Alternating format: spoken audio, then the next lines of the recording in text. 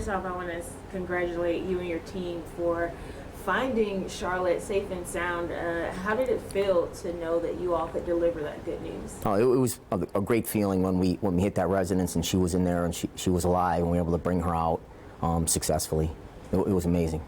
And can you describe what goes into the search effort with a case like this?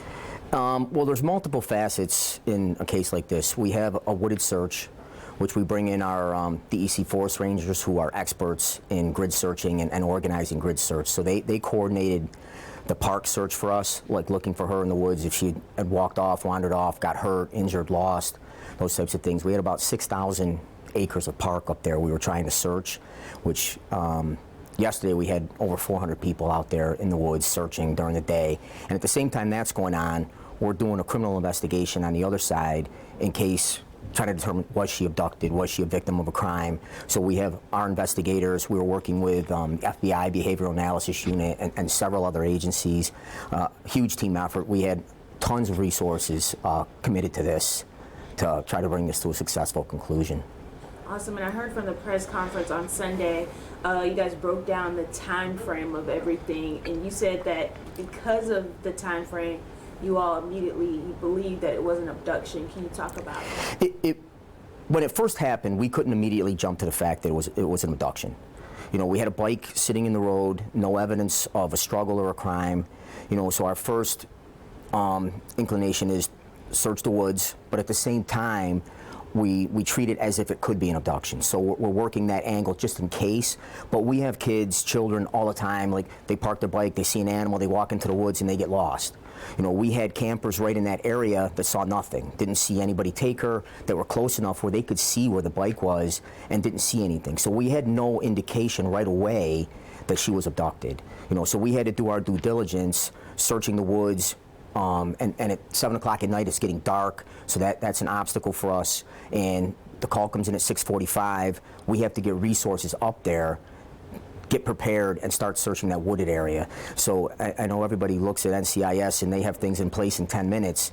You know, we're in kind of a rural area, a rural park, that does take some time to get people in place to get this search conducted and try to determine what we do have. But we immediately start treating it as an abduction, a possible abduction, on our criminal side with our investigators.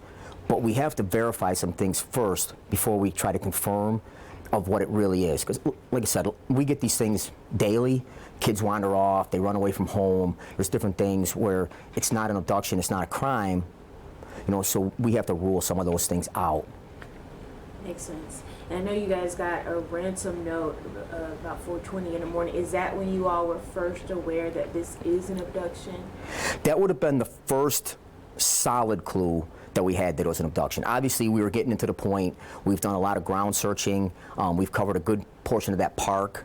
We're under the assumption by Sunday morning that this is more likely an abduction than not. You know, she's a 9-year-old girl. She walks away. She gets lost. She's probably not too far from the bike. You know, so when we get into the woods during the daylight hours, within a few hours of searching that area thoroughly, we start to move towards this is most likely an abduction. And when we come to the conclusion that we think this is an abduction, pretty confident, that's when we send out the Amber Alert. And you mentioned the Amber Alert. People had questions about the protocol. Can you explain that? There are certain things that we have to meet before an Amber Alert can go out. And some of the reasons behind it, you know, we get questioned on it a lot. Some of the reasons behind it, every time a child walks into the woods or goes missing, if we put out an Amber Alert, no one is going to pay attention to those Amber Alerts. They're going to be out every day on an Amber Alert. So we have to show the child was abducted, the child is in danger. And even on this Amber Alert, we put it out, but we didn't have a lot of information to put out. Like if you saw you're driving up the thruway, it doesn't say look for this vehicle, look for this. It says Amber Alert, call 511. Because we don't have something for them to look for other than just her. We had no indication of a vehicle. We had no indication of someone who took her. We had no indication of an area where she may have went. So we get the Amber Alert out to make sure people are looking for her, but we still had limited information to put in that Amber Alert. Right, makes sense. And I know we got a press release 4 o'clock yesterday evening that you all were now expanding your search actually reaching out to different sex offenders in that county. Can you talk about that? We explored every avenue. We worked with our Department of Corrections, with their sex offender registry, and we talked to every potential sex offender in the area. We went to every residence in the area. We spoke to every single person that was in that park that day that we could identify.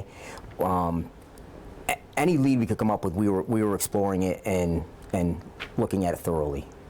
Is there anything you could tell us about that ransom note? There's not much I can tell you about the note because this is obviously an ongoing investigation. You know, just because we found her, we have a lot of work to do. We have a lot of pieces of this puzzle to put together to assure we have a solid prosecution of this case and that this subject is sentenced properly or prosecuted properly. Does Ross have a history with you all at all? The only criminal record he has is back in 1999. He was arrested for a DWI. He has no other convictions on his record. He's been on our radar for a few things here or there, but obviously nothing that would lead you to believe something like this would happen. Right. And could there be more arrests, do you think? More arrests or more charges? More arrests, like do you all think he was a one-man team? We have no indication that he was working in conjunction with anyone else. We believe at this point it was one person, and there's no threat to the community at this point. But like I said, it is an open and ongoing investigation, so we are reviewing every possibility. You know, so I can't say conclusively, but we have no indication of anything like that at this point. And then we know the state park is still closed. Are you guys still doing work out there? We are maintaining the park for now as we do our investigative steps. We want to make sure there's nothing else we need there before we open it back up. You know, there are a few things that we're still looking for that we may or may not be in the park. So we're still doing interviews. We're still processing crime scenes. So until those things are done and we're confident we don't need anything in the park. We have no ongoing searches going on in the park right now. We're just securing it until we're sure we don't need it. Let's see. I want to make sure I got everything.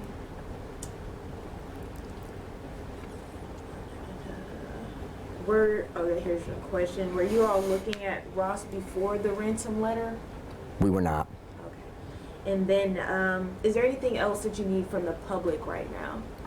Not right now. I want to thank the public. We had a tremendous response from the public, from the family, the community. We had an outpouring of support. We had an outpouring of leads that came in from the community.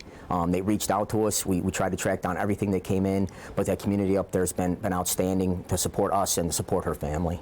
Awesome. And what was that like to be able to tell her family, like you all found her, reunited? It was an amazing feeling to be able to tell them that, hey, we got her and she's alive. You know, as time goes on, you get into that 48-hour window, and you start wondering, as law enforcement, we know the clock's ticking. The longer we take, the less chance we're going to bring her back alive. And it was actually almost 48 hours exactly from when she was taken till we got her back. And how often do you all get the chance to deliver good news like that? Situations like this, to be honest with you, we don't get too many cases like this. We get abductions of children, which are usually family members, people they know. A random act like this, we don't see this very often. These are few and far between. I mean, this is a disturbed individual that took advantage of an opportunity. We believe we don't know of any connection to the family and him. We're working on a lot of things. This is a scary act. It is. Anything else you'd like to add that I didn't ask? No, I would just like to thank all of our partners. We had people from all the state agencies. You know, we had state DEC, we had state parks police, we had DOCS, we had Saratoga County Sheriffs, we had